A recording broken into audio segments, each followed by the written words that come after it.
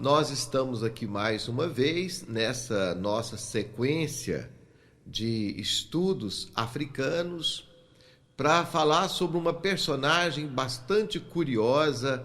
Não sei se você já ouviu falar dela, muito provavelmente sim, que é a Rainha Ginga de Angola.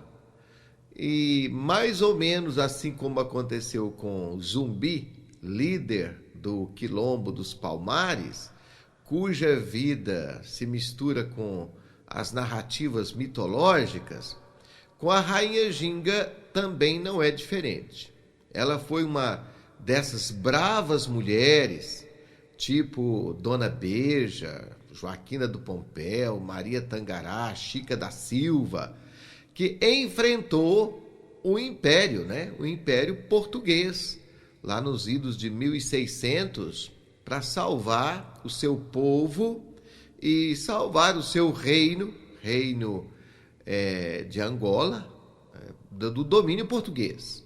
Claro que a presença dos portugueses em Angola e entrando cada vez mais pelo interior de Angola, no século XVI, XVII, XVIII, não foi tranquila, não. Teve muitas resistências. Alguns chefes africanos e líderes africanos, claro que se rebelavam contra os portugueses, mas por falta de poder mesmo, né? Os portugueses tinham armamento e talvez não conseguiram vencer ou conseguir grandes ganhos. O que não aconteceu com a Rainha Ginga, cujo nome católico, nome de batismo era Ana Souza, né? Ela foi um personagem curioso e ainda hoje, nos Estados Unidos, ela é considerada um modelo para as feministas. Lá na África, um modelo para o movimento comunista, que foi o movimento pela libertação de Angola. E no Brasil, um modelo de resistência. Então, um personagem bastante controvertido é o que nós vamos ver hoje. Em 1582, a guerra entre portugueses e os chefes africanos se alastravam cada vez mais pelo interior de Angola e o pai da Rainha Ginga foi assassinado pelos próprios vassalos nessa ocasião. E por isso o seu filho mais velho, chamado Mbandi, irmão da Rainha Ginga, acabou assumindo o poder. Assumiu o poder no reino de Andongo. E assim que ele assumiu o poder, ele se encarregou também de eliminar alguns parentes, inclusive matando o próprio sobrinho, para que ninguém fosse uma ameaça para ele. Nós estamos falando de Mbandi.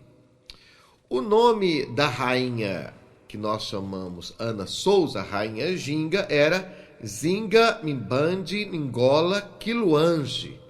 Ela nasceu em 1582 em Ndongo, Angola, filha de uma escrava com o rei Ginga Mbandi do reino de Andongo.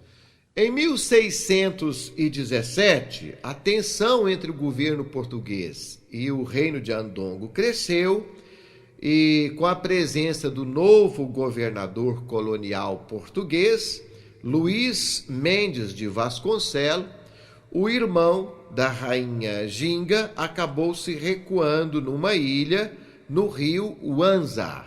Quando foi em 1622, já com a presença de um novo governador chamado João Correia de Souza, houve uma proposta de apaziguamento das relações entre o governo português e os líderes africanos, no caso com o irmão da Rainha Ginga, com o reino do irmão da Rainha Ginga. E ele, não podendo comparecer à reunião com o governador, mandou a sua irmã. Então é aí que a Rainha Ginga entra em cena. Nós estamos falando do ano de 1622, em Angola. A Rainha Ginga chegou a essa reunião e conseguiu impressionar a todos. Ela foi com um grande séquito de escravos, também de seguidores, defensores, coberta de joias, com roupas finíssimas, e chegou mais cedo à audiência com o governador, e percebendo que ali no salão da audiência só tinha uma poltrona coberta de veludo para que o governador, representante de Portugal, pudesse assentar, ela não pensou duas vezes. Pediu uma das suas escravas que se ajoelhasse, colocasse as mãos no chão e sentou nas costas da escrava, fazendo ela de cadeira para poder conversar com o governador de igual para igual. Então, uma rainha extremamente habilidosa, diplomática, poderosa, empoderada, numa palavra moderna, conversou com o governador olhando de olho no olho, de igual para igual. Fecharam diversos acordos, inclusive ela saiu dali já convertida, entre aspas, ao catolicismo, com o nome de Ana Souza. Quando terminou a reunião, o governador perguntou se a escrava poderia se levantar e ela disse, não, ela pode ficar para o senhor, porque eu não sento na mesma cadeira duas vezes. Então o senhor pode ficar com a escrava a partir de agora. Esse acordo que foi firmado com o governador representante de Portugal foi fadado ao fracasso, ninguém cumpriu nenhuma das partes desse acordo.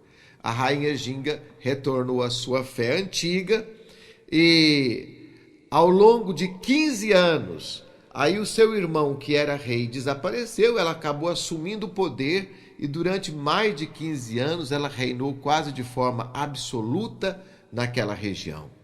Olha, uma das impressões que nós temos desta rainha foi deixada pelo missionário chamado Antônio Gaeta, que a comparou a Cleópatra no Egito Antigo. No seu texto, narrado aqui pelo Laurentino Gomes, no seu primeiro volume sobre a escravidão, ele vai falar o seguinte: esta princesa viveu mais de 60 anos, tinha uma coragem tão de macho que costumava fazer da guerra um divertimento e conseguia seduzir de tal modo os escravos dos portugueses que estes acabavam por fugir em grandes bandos. Era de um humor feroz e bárbaro, odiando mortalmente os portugueses a quem não dava nenhuma chance, vivendo à maneira dos jagas, em tendas de campanha. Antes de iniciar uma expedição militar, sacrificava vítimas humanas para saber de antemão o sucesso que teria. Para celebrar esta horrível festa, vestia roupas de homens suntuosas à sua maneira, rodeada de peles de animais. Trazia um punhal pendurado ao pescoço e um machado à cintura, tendo na mão um arco e flechas. Dançava ao som de 2 sinos de ferro, com tanta agilidade como um homem jovem.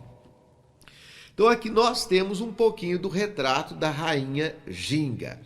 Ela teve, de acordo com o Laurentino Gomes, mais de 50 amantes numa noite só, e curiosamente, num determinado momento, ela passou a vestir roupas masculinas como se ela fosse um rei, e todos os seus amantes tinham que vestir roupas de mulher.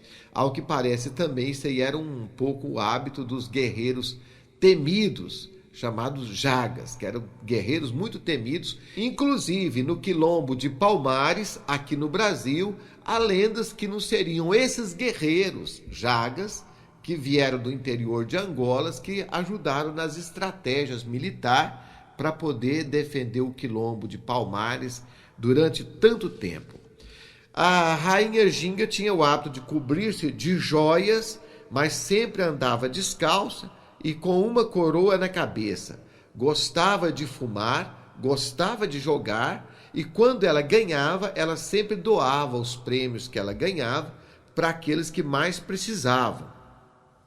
As lendas afirmam que ela teria tido mais de 50 amantes em uma só vez.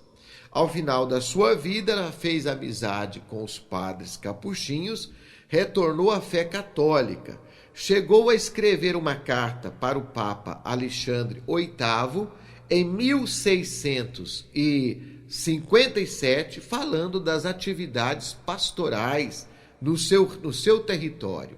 Morreu naturalmente nos braços de um frei capuchinho no dia 17 de dezembro de 1663, com 81 anos de idade. Foi sepultada na igreja de Santa Ana da Matamba, com uma coroa de ouro e um velho hábito capuchinho. A rainha Ginga ainda hoje sobrevive no Brasil, cantada nas rodas de capoeira, nos grupos de congado, como uma grande líder da resistência ao governo português. Quando os holandeses chegaram em Angola para poder expulsar os portugueses, ela foi uma das grandes aliadas dos holandeses, estabelecendo novas rotas de tráfico para o comércio de escravos. Rainha Ginga é uma mulher mito. Dessas mulheres que entraram para a história, mas até hoje gera controvérsias em torno do papel que ela desempenhou. Seja como for, para uma mulher, naquele tempo, desempenhar um papel de liderança tão grande, ao ponto de enfrentar o Império Português, não era de fato pouca coisa, não. Fica aí um pouco do registro a respeito desta rainha africana chamada Rainha Ginga para você. Se você gostou desse nosso vídeo, deixa aí um seu comentário. Aqui não tem nenhuma pretensão de esgotar o assunto, é só um aperitivo para gerar uma discussão. Espero que tenha colaborado com você e ajudado um pouco no seu conhecimento. Um grande abraço para você.